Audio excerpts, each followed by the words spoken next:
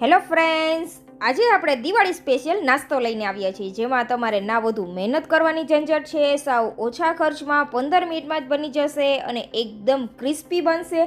ચા સાથે તો ખાવાની ખૂબ જ મજા આવશે. તો સિક્રેટ ટિપ્સ સાથે આજનો વિડીયો શરૂ કરીએ. તો ખૂબ જ ટેસ્ટી નાસ્તો બનશે, તો વિડીયોના એન્ડ સુધી આ નાસ્તો જોવા માટે બનેલા રહેજો. અને રેસીપી પસંદ આવે તો પ્લીઝ ફ્રેન્ડ ચેનલને સબસ્ક્રાઈબ કરી લેજો. તો દિવાળી સ્પેશિયલ નાસ્તો બનાવવા માટે આપણે એક બાઉલ લીધું છે. તેની અંદર આપણે 150 ગ્રામ મેંદો ઉમેરી દઈશું. સાથે જ 1 ચમચી આપણે કાળા તલ ઉમેરી દઈશું. તમારી પાસે કલોંજી હોય તો તે પણ ઉમેરી શકો છો. સાથે મેંદો પચવામાં હળવો રહે તેના માટે આપણે અડધી ચમચી ક્રશ કરેલા મરી ઉમેરી દેવાના છે અને અડધી ચમચી આપણે અજમો ઉમેરી દઈશું, જે બંને વસ્તુ આપણા સ્વાસ્થ્ય માટે ખૂબ જ ફાયદાકારક છે. સાથે સ્વાદ અનુસાર નમક ઉમેરી દેવાનું છે. સિમ્પલ મસાલામાંથી આ રેસીપી આપણે તૈયાર કરવાના છીએ. તમારે આમાં વધુ કાંઈ જ જાતની તામઝામ કરવાની જરૂર નથી. તો દિવાળીના નાસ્તા વધુ ટેસ્ટી બને તેના માટે આપણે અહીંયા પ્યોર લકડી ઘાણીનું તેલનો ઉપયોગ કરેલો છે, જે આપણે સનફ્લાવર ઓઇલ લીધેલું છે. આ તેલ બનાવવામાં પ્યોર લાકડી ઘાણીનો ઉપયોગ કરેલો છે. ખૂબ જ ટેસ્ટી ઓઇલ છે. તમે તેમાં જે રસોઈ બનાવશો ખૂબ જ ટેસ્ટી બનીને તૈયાર થશે અને લાંબો સમય સુધી ફ્રેશ રહેશે. આ નાસ્તો બનાવવામાં આપણે સનફ્લાવર ઓઇલનો ઉપયોગ કરેલો છે. તેની અંદર પોતાની કોઈ પણ જાતની સ્મેલ નથી હોતી તેલની, એટલે આ નાસ્તો આપણે લાંબો સમય સુધી સ્ટોર કરી શકીએ છીએ. આ ઓઇલ નાસ્તો બનાવવા માટે બેસ્ટ ઓઇલ છે. તો અહીંયા આપણે મુઠ્ઠી પડતું મોણ આપી દેવાનું છે. લગભગ 3 થી 4 ચમચી જેટલું આપણે મોણ ઉમેરેલું છે. આ રીતનું મુઠ્ઠી પડતું મોણ આપી દઈએ પછી જેમ જરૂરિયાત લાગે તેમ આપણે પાણી ઉમેરતા જઈને આનો લોટ તૈયાર કરી લેવાનો છે. લોટ સાવ ઢીલો નથી રાખવાનો, થોડો એવો આપણે લોટ કઠણ જ બાંધવાનો છે અને પાણી પણ એકી સાથે નથી ઉમેરવાનું. જેમ જરૂર લાગે તેમ પાણી ઉમેરતા જઈને જ આનો લોટ બાંધવાનો છે. તો આ રીતનો આપણો કંઈક લોટ બાંધીને તૈયાર છે. તમે ખૂબ જ ઓછા સમયમાં દિવાળી માટે ટેસ્ટી નાસ્તા તૈયાર કરી શકો છો. તો હવે બજારના અનહાઇજેનિક નાસ્તા કરતાં આ રીતે ઘરે ચોખ્ખા નાસ્તા તમે જરૂરથી બનાવજો આ દિવાળીએ. તો આ રીતનો આપણે લોટ બાંધેલો છે, ના વધુ ઢીલો કે ના વધુ કઠણ, તમે જોઈ શકો છો. લોટ ઉપર તેલ ઉમેરવાની અત્યારે કાંઈ જ જરૂર નથી. આપણે ઢાંકીને લોટને 15 મિનિટ માટે રેસ્ટ આપી દેવાનો છે. 15 મિનિટમાં જ આપણે જે મોણ ઉમેરેલું છે તેને લીધે લોટ ઉપર આ રીતે દાણા દાણા આવી જશે, તમે જોઈ શકો છો. એટલે લોટ આપણો સરસ એકદમ પરફેક્ટ રેસ્ટ સાથે તૈયાર છે નાસ્તો બનાવવા માટે. તો લોટને ફરી આપણે સરસ એવો 2 મિનિટ માટે મસળી લેશું. લોટ મસળાઈ જાય પછી આપણે તેમાંથી મીડિયમ સાઇઝના લુવા તૈયાર કરી લેશું. રોટલીથી થોડા મોટા એવા રાખવાના છે. આટલા માપથી તમે 500 ગ્રામ જેટલું ફરસાણ તૈયાર કરી શકો છો, ફક્ત 150 ગ્રામ મેંદામાંથી. તો આ નાસ્તા બજારમાં મોંઘા મળે છે અને ફ્રેશ નથી હોતા. ક્યારે બનાવેલા હોય, કયા તેલમાં બનાવેલા હોય તેની આપણને કાંઈ જ ખબર નથી હોતી. તો આ રીતે ઘરે તમે ખૂબ ઓછા ખર્ચમાં અને ખૂબ ઓછી મહેનતમાં અને ઓછા સમયમાં આ નાસ્તો તૈયાર કરી શકો છો. મહેમાનોને તો પસંદ આવશે, સાથે બાળકોને તો ખૂબ જ પસંદ આવવાનો છે. દિવાળીના નાસ્તામાં આ નાસ્તો તમે જરૂરથી સામેલ કરી દેજો. દિવાળીમાં 4 ચાંદ લાગી જશે જો આ નાસ્તો બનાવી લીધો તો. બાળકો ન ખાવાના હોય તો તમે આની અંદર ફ્લેવરફુલ મસાલા પણ એડ કરી શકો છો, જેવો કે ફુદીના પાવડર છે, લાલ મરચું પાવડર છે, ચીલી ફ્લેક્સ છે. તમને જે કાંઈ મસાલા પસંદ હોય તે આની અંદર તમે ઉમેરી શકો છો. પણ બાળકો ખાવાના છે એટલે આપણે અહીંયા સિમ્પલ જ ફ્લેવર સાથે તૈયાર કરેલો છે આ નાસ્તો. તો આ રીતે મીડિયમ સાઇઝનો આપણે લુઓ લઈ લીધો છે. તેને આપણે કોરો મેંદો છાંટી દેવાનો છે અને હળવા હાથે આપણે તેને વણી લેવાનું છે. કિનારા જ આપણે પહેલાં સરસ એવા વણી લેવાના છે. બધી સાઈડથી સરસ વણી લેવાનું છે. એક બાજુ જાજુ કે એક બાજુ પાતળું વણાય તે રીતે નહીં, બધી સાઈડ સરસ વણાય તે જ રીતે આપણે આની રોટલી વણી લેવાની છે. રોટલીથી થોડું એવું આપણે જાડું રાખવાનું છે. તો અહીં આપણે રોટલીથી થોડી મોટી એવી જ રોટલી વણવાની છે, બહુ મોટી નથી વણવાની. તો આ રીતની આપણી રોટલી તૈયાર છે અને થોડી એવી થિકનેસ રાખવાની છે. હવે આપણે તેને કટ કરવાની છે. આ રીતે તમારે કટ લગાવી દેવાના છે. આ રેસીપી બનાવવામાં તમે બાળકોને પણ આ સાથે લઈ શકો છો, જેથી બાળકોને તો ખૂબ જ મજા આવી જશે. તો હવે બાળકોના વેકેશન આવશે તો તમે ઘરે બાળકો સાથે નાસ્તા અને વેકેશન પણ એન્જોય કરી શકો છો.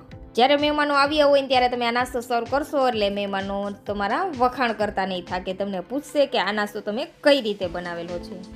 તમે જોઈ શકો છો આ રીતના આપણે કટ લગાવી દીધા છે. હવે જે કિનારા છે ત્યાંથી આપણે આ રીતે ફોલ્ડ કરવાનું છે અને એન્ડ્સ આવે છે ત્યાં આપણે થોડું પાણી લગાવી દેવાનું છે, જેથી આપણે તળતી વખતે આ વસ્તુ ખુલી ન જાય એટલા માટે. એન્ડ ઉપર તે લગાવીને સરસ ફિટ કરી દેશું. તો સેમ પ્રોસેસથી આપણે આ જ રીતે બધા જ નાસ્તો આપણો તૈયાર કરી લેવાનો છે. એન્ડ ઉપર પહેલાં આપણે પાણી લગાડી દેવાનું, થોડું એવું આ બાજુ પણ પાણી લગાડતા જશું અને સરસ એવું પ્રેસ કરતા જઈને આનો રોલ તૈયાર કરી લેવાનો છે. આ જ પ્રોસેસથી આપણે બધા જ રોલ વાળી લેવાના છે. આ કામ તમે તમારા બાળકોને પણ આપી શકો છો. બાળકો ખૂબ ખુશ થઈ જશે અને બાળકોને તો ખૂબ જ મજા આવશે.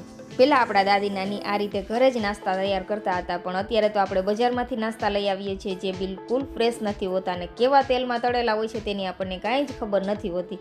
તો આ રીતે ઘરે ચોખ્ખા નાસ્તા તમે જરૂરથી બનાવજો આ દિવાળીએ. ખૂબ જ ઓછા સમયમાં આપણા રોલ તૈયાર છે, તમે જોઈ શકો છો.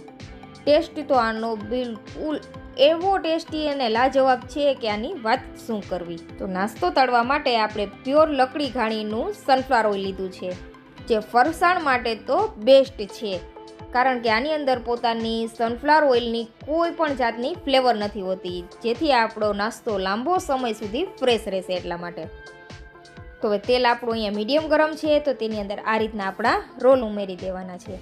તેલ અહીંયા વધુ ગરમ નથી કરવાનું, મીડિયમ જ ગરમ રાખવાનું છે. જો આપણે અહીંયા તેલ વધુ ગરમ કરી દઈશું તો આપણો નાસ્તો છે તે ઝડપથી કૂક થઈ જશે, પણ અંદરથી કાચો રહેશે. એટલા માટે આપણે તેને મીડિયમ ફ્લેમ ઉપર જ તળવાનો છે.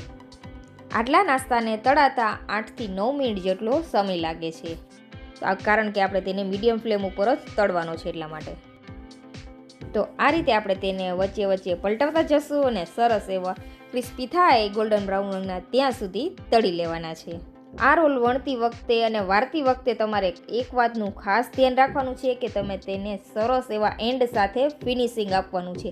જો એન્ડ તમે બરોબર નહીં ચોંટાડો તો તેલમાં તળતી વખતે તે ખુલી જશે, તેમાં પણ સરસ શેપ આવશે, કંઈ ચિંતા કરવાની જરૂર નથી. પણ તમારે જો આવો રાઉન્ડ શેપ જોતો હોય તો તમારે તેને સરસ પ્રેસ કરવાનું છે, જેથી તળતી વખતે તે ખુલી ન જાય એટલા માટે. તો આપણો નાસ્તો તળાઈને સરસ ગોલ્ડન થાય ત્યાં સુધીમાં ફ્રેન્ડ્સ તમે ચેનલ સબસ્ક્રાઈબ નથી કરી તો ઝડપથી જાઓ અને ચેનલ સબસ્ક્રાઈબ કરી લો, કારણ કે આવા જ અવનવા વિડીયો આપણે ચેનલ ઉપર લઈને આવતા હોઈએ છીએ તમારા માટે. તો જરૂરથી ચેનલ સબસ્ક્રાઈબ કરી લેજો અને બાજુમાં આપેલું બેલ આઇકન પણ દબાવી લેજો, જેથી આપણે કોઈ પણ નવો વિડીયો અપલોડ કરીએ ત્યારે સૌથી પહેલાં તમે જોઈ શકો એટલા માટે. તો આપણા રોલ તળાઈને રેડી છે. તો આ જ રીતે આપણે બાકી રહેલા રોલ પણ તળી લેવાના છે. આ રોલ સ્વાદમાં એટલા ટેસ્ટી છે કે આને તમે ખાશો એટલે તમને એમ જ લાગશે કે તમે બટર કૂકી ખાઈ રહ્યા છો, એટલો સરસ ટેસ્ટ આવશે. તો અહીંયા બધા જ રોલ આપણે તળી લીધા છે. આટલા 150 ગ્રામ લોટમાંથી આપણે અહીંયા 500 ગ્રામ જેટલો નાસ્તો તૈયાર કરેલો છે.